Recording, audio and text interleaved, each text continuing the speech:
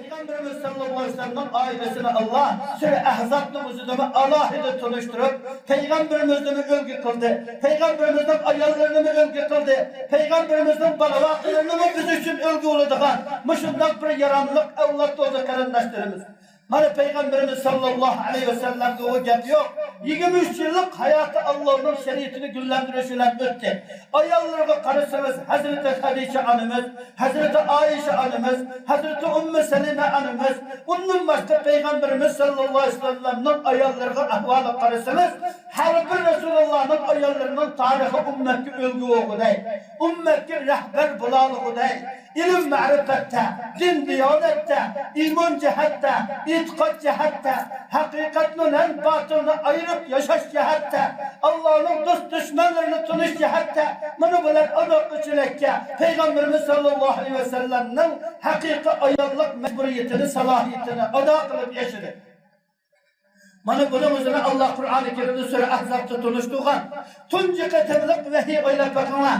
Allah'ın tarafından ikra bismi rabbikellezi halak, halakal insana min alak. Muşu 5 tane ayetle Allah tebarek ve teala nazil kılgan vaxtıda Peygamberinin yürekleri aşınlar titreklik gari hiradım kirgen çağıda Hadice anımız Peygamberimiz sallallahu aleyhi ve sellem'in aldığına çıkıp ey Muhammed içine pişirmegin, kaygırmegin, sen bana bundan herkes ensirep ketmegin, sen degen cemiyetin yükünü kütürüdüğün adamsan, tulu hutun aciz fakir miskinlerini yoklaydıgan adamsan, sen andak kılıkın nim bulamen gidip ensirmegin, de Peygamber aleyhisselam'ın tele tunci kıtın 5 ayetini elip, yürekleri titreklik çeken vaxtıda Hazreti Hadice anımız Peygamber aleyhisselatü vesselam'ın üzerine ana aşındak tesellilerini bilip, Verakat ibn Nevfel deydiğen bir adam bulup 120 yaşka kelgen gözü ama ademidir.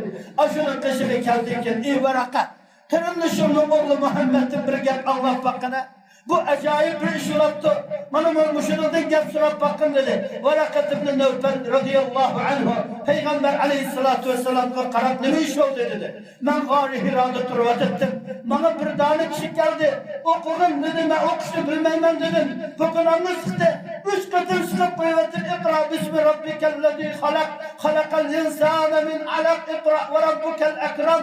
Ellezi alleme bil kalem. Allemel insana ma men yahlem. Bu şunu kütüp kestirdiği vaxtıda Verakat ibn Nevfel Tevrat İncil'ini yazıklıdığın adamıydı. Küzü a'ma olsun ve batıl küzü uçuk insan idi. Şu vaxtıda ettiği ki ey Muhammed aleyhisselam siz şu ümmetten rehberine ayrılıpsınız. Şu ümmetten peygamberi olaksınız. Sizge kelgen bu gari Hira'daki kelgen kişi bana İsa ile Musa aleyhisselam işki peygamberke kelgen Cibril diyen siz şu peygamberden rehberine ayrılıp, şu ümmetten rehberine ayrılıp sizi Muhammed Aleyhisselam'da tunci kıttım Resulullah'ın peygamber boğarlıkını oturup koydu.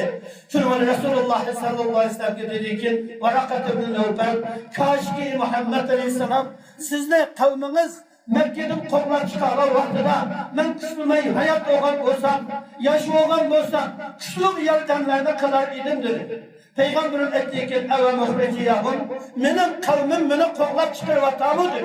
Verakat ibn Nevfel diyen ama adam ettiği ki şunlar ey Muhammed Aleyhisselam siz ekerken bu mübarek dinini hakkından insan oturgu koysun işmen tutulgan.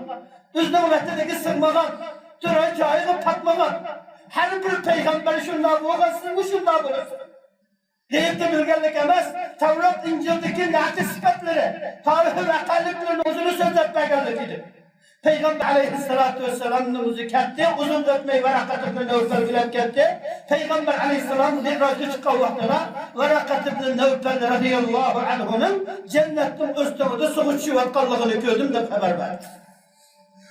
Bana karab bakınlar, Hazreti Hadice anımız aşağıda ilim marifetlik, tedbirkar ayal boğarlığı için Peygamberimizin Verakat ibn Nevfel'den aşağıya geldi. Yeni gelip tüm cihetimlik İslam'da kubuk kılışta ayalla ve bütün insaniyetin ki tuncisi olan Hadice anımız tunci kaçın Hazreti Resulullah'ını itiram kıldı.